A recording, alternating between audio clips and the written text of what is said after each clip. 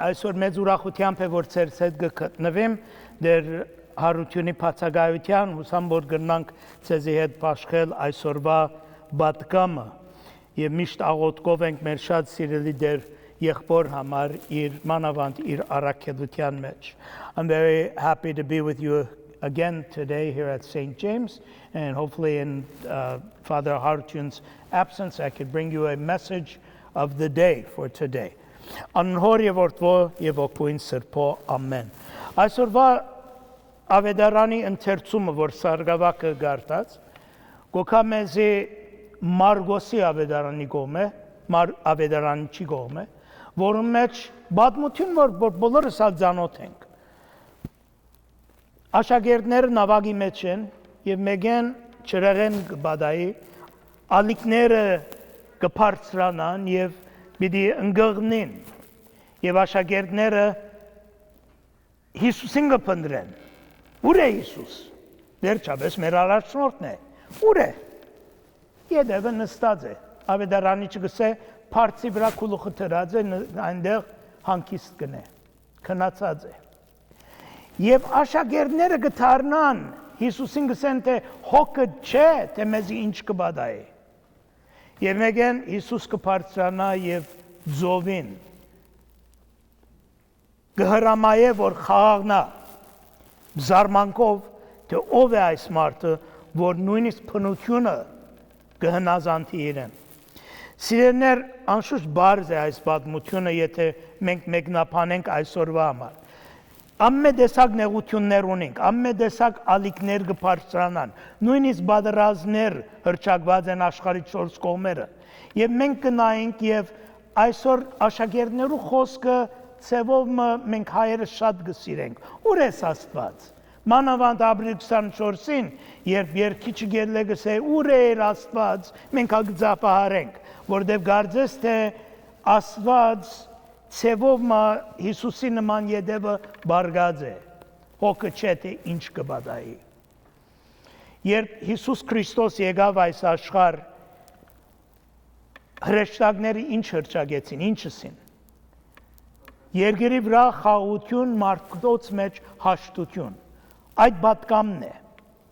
Եվ արդյոք հարցումը ոչ թե ուր էր Աստված, ինչու Հիսուս այնտեղ բարգած է, ինչու մենք այսօր բարգած ենք, ինչու մենք այսօր այդ քաջությունը չունենք մեր հավատքը իրականացնել այս աշխարհի մեջ.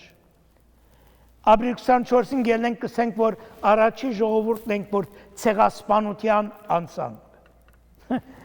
Այսօր գիտեք թե ինչ կբադայի, ցեղասպանություն է ուղղակի, Գազայի մեջ, բաղստինցիներ ուտեմ, եւ մենք հայերս ուր ենք, մենք ինչ կսենք, ինչ փերան բացածենք, ընթեմ այսօրվա բադածներուն.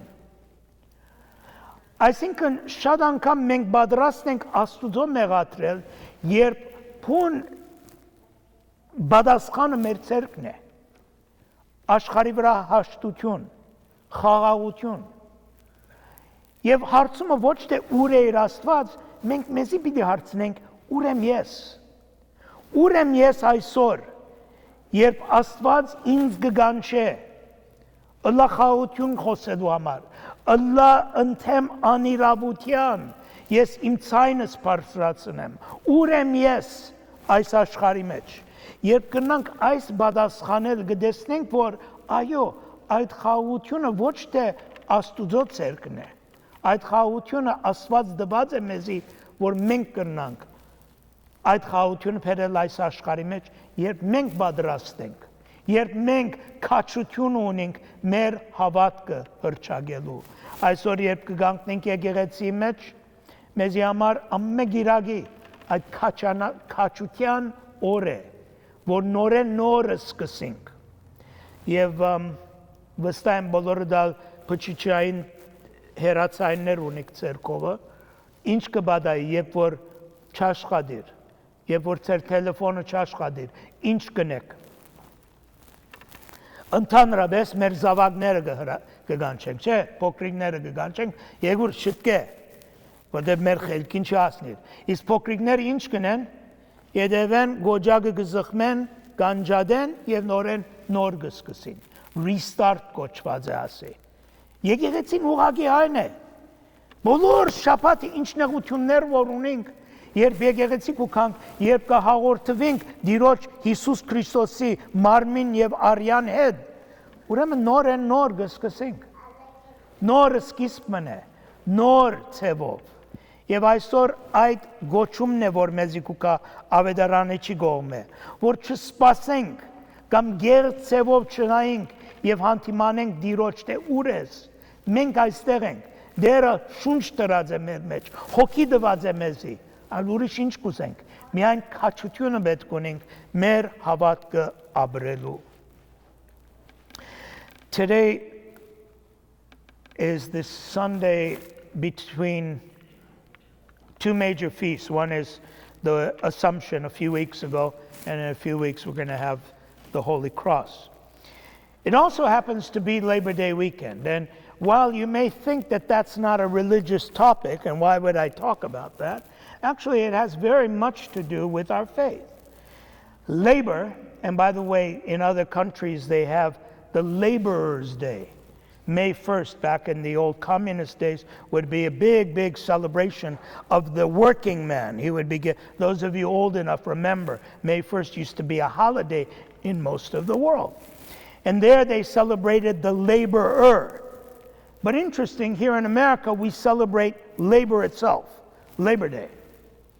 Why? Because our labor defines who we are. Based on your work, it defines where you're going to live. It defines who your friends are, what your immediate circle is, where you can shop, what you can drive, what kind of house you can live in. And so what's happened in our world today is we kind of like messed up the situation. Whereas labor used to be something that we would like to do, now it's something that we have to do. We have to do it to accommodate, especially young people today facing the challenges of starting off life, facing the challenges of interest rates, of high prices and everything. It's not like the luxury of, hey, I want to do this. It's what can I do to sustain this kind of life or to make this kind of life available to me.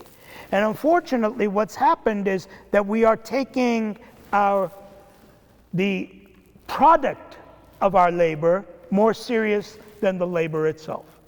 Like, what can I do with the money that I make? What kind of programs could I be in? What can I offer my children? What kind of school can I put them in? What kind of house can I build in? And these things become very important to the point where we start taking that more seriously. In other words, what we can do, the play that we have with our labor, rather than what we are doing. When you look at what the Protestant work ethic was, is that you did all of your work for God. In the Armenian circles, that was no different.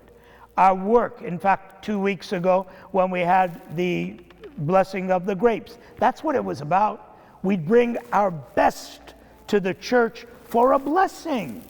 We thank God for the blessings that we have. Think about it. You say that, well, labor is not really a religious idea. Yes, it is. Without that breath that you have, you can't work. You know that place on the 134, it's called Forest Lawn. Everybody in that place can't do what you do. They can't breathe. That's a blessing that's been given to you by God. Now, what do you do with that blessing is really the challenge in our lives. In the parable that Jesus gives, there's 3 people. And he says the first person was given $10,000 by, he called him a master. Let's call it a boss. I know that we don't like those kind of words, so we'll call it a boss. Boss gave him $10,000. The second guy gave him $5,000. The other guy gave him $1,000. What does that tell you right off the bat? Life is unfair. Some have more, some have less. And then what does Jesus say? He says the guy who had 10,000 took it and he made 10,000 more. The guy who had 5,000 made 5,000 more. The guy who had 1,000 was scared to do anything, so he took what was given to him by his boss, and Jesus said he wrapped it in a handkerchief and he put it in his pocket. So when the boss came and said, what did you do with the money I gave you? The first guy said, here's 10, I gave you 10 more. Second guy gave 5 more. The third guy said, here's your 1,000 because I'm scared of you. I didn't want to do anything. And here's interesting. You know what Jesus says? The master or the boss says to him in Armenian, Ambidan zara. If your parents have called you Ambidan, don't be offended too much. It just means you're worthless. He was a worthless person because he was given a gift by God and he didn't use it. Now think about all the talents that we have. And are we using those talents? What are we doing with those things? Where do we live is the question. You know one of the reasons why I love St. James? Because it's a real church. When you stand in the middle of this, you understand what has been important for the Armenian Christian psyche. Look at this. On one side is the story of Armenians receiving Christianity, from the baptism of Dirtad all the way to Mother Armenia today. On this side is the story of Jesus being born all the way to the resurrection. And look at this. Both of them are exactly in sync. It's a story of troubles, a story of crucifixion, but at the end, there is a resurrection. And our church is the only eyewitness to this. Our church has been the only eyewitness throughout century. You know, William Saroyan has that beautiful poem. Go ahead, kill us, do this and that, and at the end, see if two Armenians won't create a new Armenia. That's really nice. We all like it. We probably frame it in our house, right? But have you ever thought about it? The one thing that William Saroyan doesn't say in there, I'm sorry, I don't want to correct the master, but he doesn't tell you where those two Armenians meet.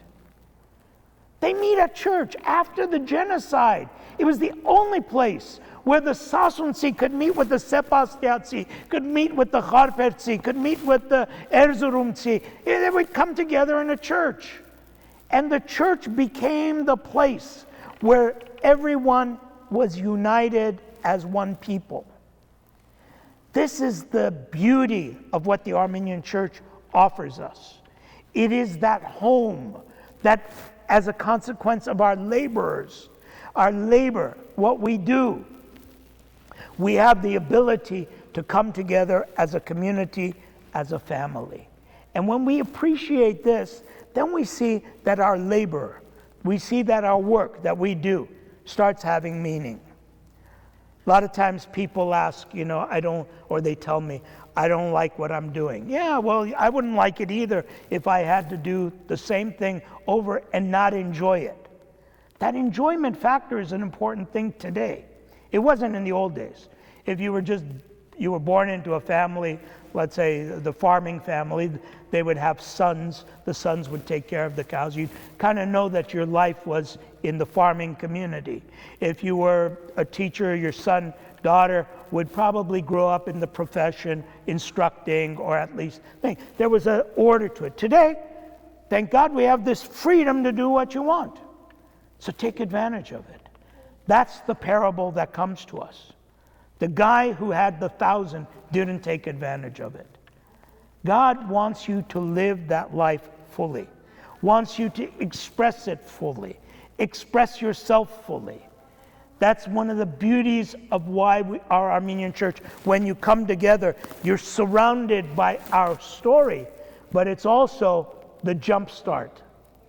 I said a few minutes ago in Armenian, I don't think the Armenian audience kind of understood it, but if you have a cell phone and it starts acting up, the apps start going haywire and everything, what do?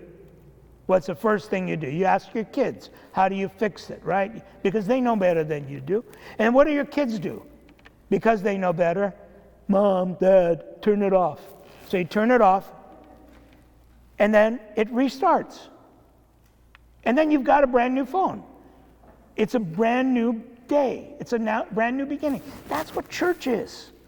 It's the place where all week long you get all this clutter, you get all this stuff, And it's this 1 hour that you come and you sit here and you disengage.